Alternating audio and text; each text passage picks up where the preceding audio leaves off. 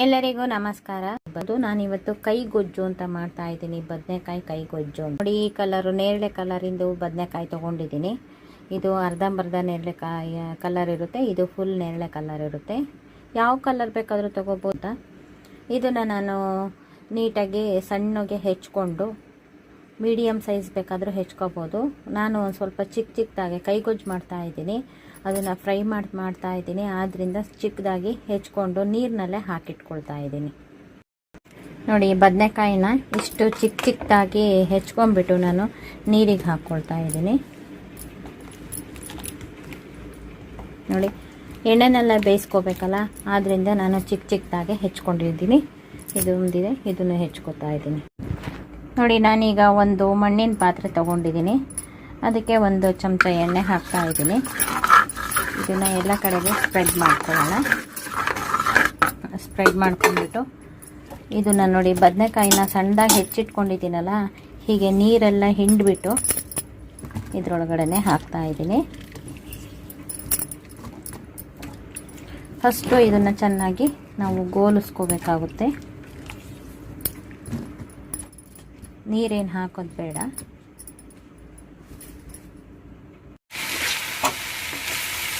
ನೋಡಿ, ಎಣ್ಣೆ ಬಿಸಿಯಾಗಿದೆ. ಈಗ ಕೈ ಆಡ್ತಾ ಇದ್ದೀನಿ.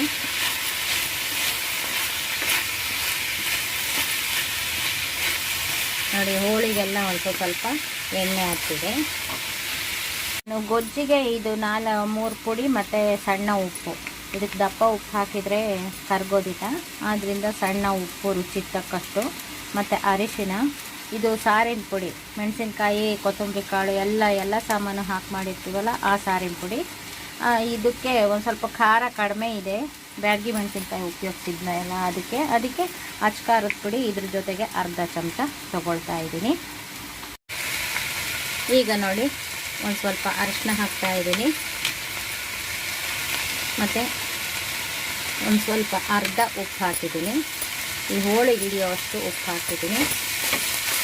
ಈಗ ಕೆಳಗಡೆ ಒಂದು ಚಮಚ ಹಾಕಿದ್ದೆ ಅಷ್ಟೇ ನಾನು ಎಣ್ಣೆನ. ಈಗ ಇದನ್ನು ಕೈ ಆಡಿಬಿಟ್ಟು ಮುಚ್ಚಿ ಬೇಯಿಸ್ಕೊಳ್ಳೋಣ.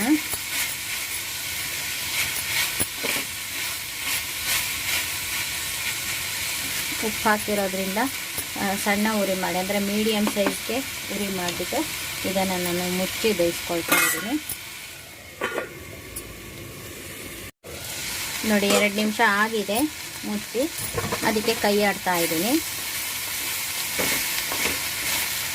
ಎಣ್ಣೆ ತುಂಬ ಹಾಕಿದರೆ ನೀವು ನೀರೇನು ಹಾಕೋದು ಬೇಡ.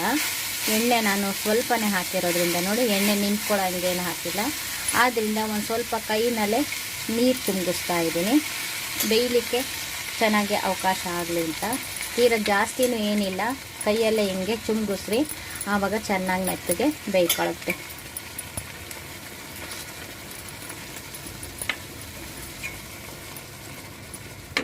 ಈಗ ಮತ್ತೆ ಮುಚ್ಚಿ ಬೇಯಿಸೋಣ.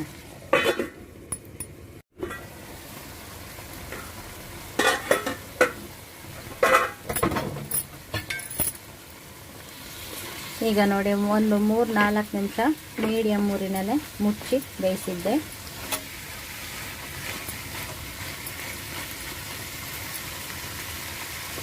ಇನ್ನು ಸ್ವಲ್ಪ ಬೇಯಬೇಕು.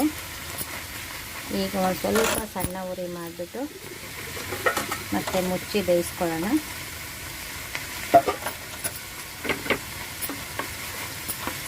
ನೀರು ಹಿಡಿಸಿದ್ರೆ ನೀರು ಇನ್ನೊಂದು ಸ್ವಲ್ಪ ತುಂಬಿಸ್ರಿ, ಇಲ್ಲ ಅಂದರೆ ಅದೇ ಇದರಲ್ಲೇ ಆದರೆ ಪರವಾಗಿಲ್ಲ.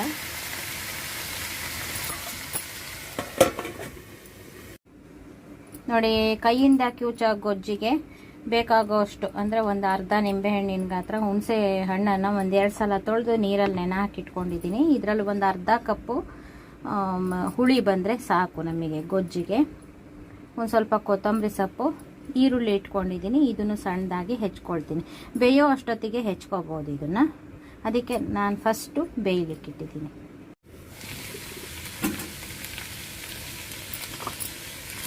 ನೋಡಿ, ಇವಾಗ ನೀರಿನ ಅಂಶ ಇಲ್ಲ, ಆ ರೀತಿ ಬೆಂದಿದೆ. ನೋಡಿ, ಬದನೆಕಾಯಿ ಕೂಡ ಚೆನ್ನಾಗಿ ಬೆಂದಿದೆ. ಈಗ ನಾವು ಈ ಸಾರಿನ ಪುಡಿನೂ ಮತ್ತು ಒಂದು ಸ್ವಲ್ಪ ಖಾರದ ಪುಡಿ ಹಾಕ್ತಾಯಿದ್ದೀನಿ. ಸಾರಿನ ಪುಡಿ ಖಾರವಾಗಿದ್ದರೆ ಅಷ್ಟೇ ಸಾಕಾಗುತ್ತೆ. ನಾನು ಸಾರಿನ ಪುಡಿ ಒಂದು ಸ್ವಲ್ಪ ಸಪ್ಪೆ ಇದೆಯಲ್ಲ ಅಂತ ಅದನ್ನು ಹಾಕಿದ್ದೀನಿ.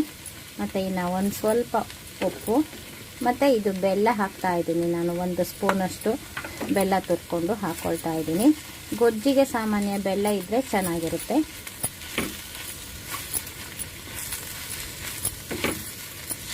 ಈಗ ನೋಡಿ ಬಿಸಿನಲ್ಲಿ ಒಂದು ಸ್ವಲ್ಪ ಪುಡಿಗಳೆಲ್ಲ ಇದಾಗಿದೆ, ತುಂಬ ಇದಾಗುತ್ತೆ ಅಂತ ನಾನು ಒಂದು ಸ್ವಲ್ಪ ನೀರು ಹಾಕ್ತಾ ಇದ್ದೀನಿ. ಇಲ್ಲಾಂದರೆ ತಳಕ್ಕೆ ಅಂಟ್ಕೊಂಡು ಬಿಡುತ್ತೆ. ಇದು ಮಣ್ಣಿನ ಪಾತ್ರೆ ಆಗಿರೋದ್ರಿಂದ ಒತ್ತೋದಿಲ್ಲ,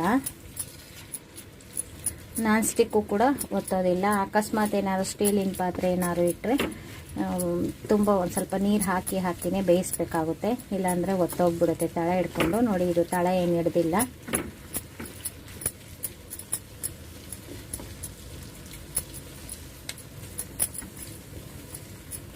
ನೋಡಿ ಉರಿ ಸಣ್ಣಗೆ ಇತ್ತು. ಈಗ ಒಂದು ಸ್ವಲ್ಪ ಜೋರು ಮಾಡ್ತೀನಿ. ಜೋರು ಮಾಡಿ 1-2 ಸಲ ಹಿಂಗೆ ಕೈ ಆಡಿಸ್ಬಿಟ್ಟು, ಇದು ಬೆಂದಿದೆ ಬದನೆಕಾಯಿ ಎಲ್ಲ.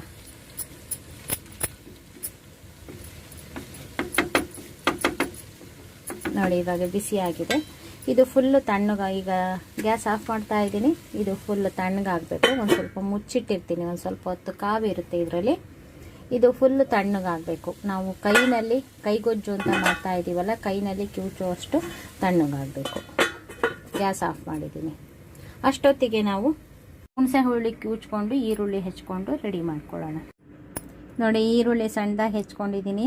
ಬೇಕು ಅಂದರೆ ದಪ್ಪದಾಗಿ ಮೇಲೆ ಹಾಕೋಬೋದು. ಒಂದು ಸ್ವಲ್ಪ ಕೊತ್ತಂಬರಿ ಸೊಪ್ಪು ಹೆಚ್ಚಿಟ್ಕೊಂಡಿದ್ದೀನಿ. ನೋಡಿ ಹುಳಿ ಕಿವುಚಿಟ್ಕೊಂಡಿದ್ದೀನಲ್ಲ, ಇದನ್ನು ಒಂದು ಸ್ವಲ್ಪ ಸೋಸಿಟ್ಕೋತಾ ಇದ್ದೀನಿ. ಹುಳಿ ನೀರು ನಮಗೆ ಎಷ್ಟು ಅಗತ್ಯ ಇರುತ್ತೋ ಅಷ್ಟು ಹುಳಿ ನೀರು, ಒಂದು ಅರ್ಧ ಬಟ್ಲಾದರೆ ಸಾಕು ಅಂದ್ಕೊಂಡಿದ್ದೀನಿ. ನೋಡಿ ಹುಳಿ ನೀರು. ನೋಡಿ 2 ನಿಮಿಷ ಮುಚ್ಚಿಟ್ಟಿದ್ದೆ. ಈಗ ನೋಡಿ ಪಾತ್ರೆ ಮುಟ್ಟೋಷ್ಟು ತಣ್ಣಗಾಗಿದೆ. ಆದರೂ ಇದು ಬಿಸಿ ಇರುತ್ತೆ, ಕೈನಲ್ಲೇ ಕಿವುಚೋಕೆ ಆಗೋದಿಲ್ಲ. ಆದ್ದರಿಂದ ಇನ್ನೂ ಒಂದು ಸ್ವಲ್ಪ ತಣ್ಣಗಾಗೋಕ್ಕೆ ಓಪನ್ ಮಾಡೇ ಬಿಡ್ತೀನಿ. ಇದು ತಣ್ಣಗಾಗಲಿ, ಫುಲ್ ತಣ್ಣಗಾಗಲಿ. ಒಂದು ಸ್ವಲ್ಪ ಬಿಸಿ ಇದೆ, ಬೆಚ್ಚಗಿದ್ರೂ ಮಾಡ್ಕೋಬೋದು. ನೋಡಿ ಕೈಗೊಜ್ಜಿಗೆ ಕೆಲವೊಬ್ಬರು ಒಗ್ಗರಣೆ ಹಾಕ್ತಾರೆ, ಕೆಲವೊಬ್ಬರು ಒಗ್ಗರಣೆ ಹಾಕೋದಿಲ್ಲ. ನಾನು ಒಗ್ಗರಣೆ ಹಾಕ್ತಾ ಇದ್ದೀನಿ. ರೀಸನ್ ಏನು ಅಂದರೆ, ಕೈಗೊಜ್ಜು ಉಳಿದ್ರೆ ನಾವು ಒಂದು ಸ್ವಲ್ಪ ಹೊತ್ತು ಜಾಸ್ತಿ ಹೊತ್ತು ಉಳಿದ್ರೂ ಕೂಡ ಹಳಸೋದಿಲ್ಲ, ಎಣ್ಣೆ ಅಂಶ ಇದ್ದರೆ, ಒಗ್ಗರಣೆ ಅಂಶ ಇದ್ದರೆ. ಅದಕ್ಕೋಸ್ಕರ ನಾನು ಒಗ್ಗರಣೆ ಹಾಕಿಡ್ತೀನಿ. ಸಾಸಿವೆ, 2 ಮೆಣಸಿನ್ಕಾಯಿನ ಈ ಥರ ಮುರಿದಿಟ್ಕೊಂಡಿದ್ದೀನಿ. ಒಂದು ಸ್ವಲ್ಪ ಕರಿಬೇವು, ಇದು ಒಗ್ಗರಣೆಗಾಯಿತು. ನೋಡಿ ಇದು ಹುಳಿ ಕಿವುಚಿಟ್ಕೊಂಡಿದ್ದೀನಿ, ಮತ್ತು ಕೊತ್ತಂಬರಿ ಸೊಪ್ಪು ಇದೆ. ಈಗ ನಾವು ಇದಕ್ಕೆ ಹುಳಿಯನ್ನು ಹಾಕಬೇಕು. ಎಷ್ಟು ಹುಳಿ ಇಡಿಸುತ್ತೋ ಅಷ್ಟು ಹುಳಿಯನ್ನು ಹಾಕಬೇಕು. ಇದು ಹುಳಿಯನ್ನು ಹಾಕಾದ್ಮೇಲೆ ಕುದ್ಸಾರು ತಣ್ಣಗೆ ಮಾಡ್ಕೋಬೋದು, ಇಲ್ಲಾಂದರೆ ಹಸಿ ಹುಳಿ ಹಾಕ್ಬೋದು. ಈಗ ನಾನು ಹಸಿ ಹುಳಿ ಹಾಕಿದ್ದೀನಿ, ಕುದಿಸಿಲ್ಲ ಹುಳಿಯನ್ನು.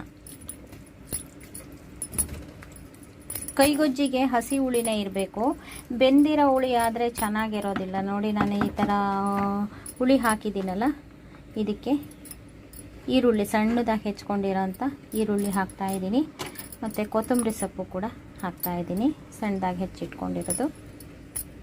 ಈರುಳ್ಳಿ ಮೇಲಕ್ಕೆ ಹಾಕೋಕ್ಕೆ ಒಂದು ಸ್ವಲ್ಪ ಉಳಿಸ್ಕೊಂಡ್ಬಿಟ್ಟು ನಾನು ಇದಷ್ಟನ್ನು ಹಾಕಿದ್ದೀನಿ. ಈಗ ನೋಡಿ ಇದನ್ನು ಕೈಗೊಜ್ಜು ಅಂದರೆ ಈ ಬದನೆಕಾಯಿ ಎಲ್ಲ ಚೆನ್ನಾಗಿ ಮ್ಯಾಶ್ ಆಗುತ್ತೆ. ಈ ಈರುಳ್ಳಿ ಮತ್ತು ಕೊತ್ತಂಬರಿ ಸೊಪ್ಪು ಹಾಕಿದ್ದೀನಲ್ಲ, ಅದ್ರ ಜೊತೆ ಎಲ್ಲ ಕಿವುಚ್ಕೋಬೇಕು. ಇಲ್ಲಾಂದರೆ ಮ್ಯಾಶರಲ್ಲಿ ಮ್ಯಾಶಾರು ಮಾಡ್ಕೋಬೋದು. ಮ್ಯಾಶ್ ಮಾಡೋದಕ್ಕಿಂತ ಇದು ಕೈಗೊಜ್ಜು ಅಂದಮೇಲೆ ಕೈಯಲ್ಲೇ ಕಿವುಚಬೇಕು, ಆವಾಗಲೇ ಚೆನ್ನಾಗಿರೋದು. ಈಗ ಬೇಯಲಿಕ್ಕೆ ನಾನು ಉಪ್ಪು ಹಾಕಿದ್ದೀನಿ. ನೋಡಿ ಮೆತ್ತಗೆ ಆಗುತ್ತೆ. ಒಂದು ಸ್ವಲ್ಪ ಬದುಗ್ಲು ನನಗೆ ಬದನೆಕಾಯಿ ಇರುತ್ತೆ.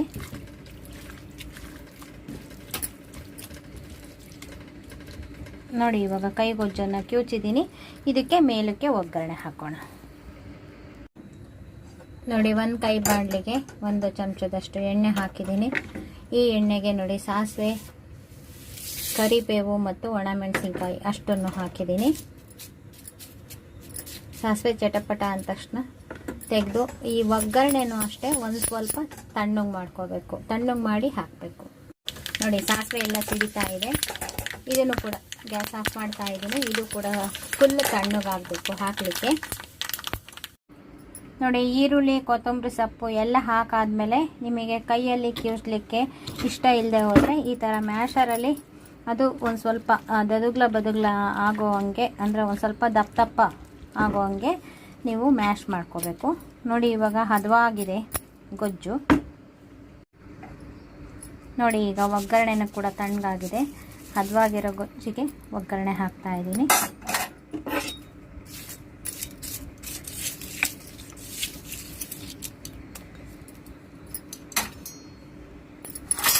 ಈಗ ನಾನು ಇದಕ್ಕೆ ಹಸಿ ಈರುಳ್ಳಿ ಮೇಲ್ಗಡೆ ಹಾಕ್ತಾ ಇದ್ದೀನಿ. ಇದು ಅಲಂಕಾರಕ್ಕಷ್ಟೇ, ಒಳಗಡೆ ಸಣ್ಣ ಸಣ್ಣ ಈರುಳ್ಳಿ ಬಾಯಿಗೆ ಸಿಗುತ್ತೆ.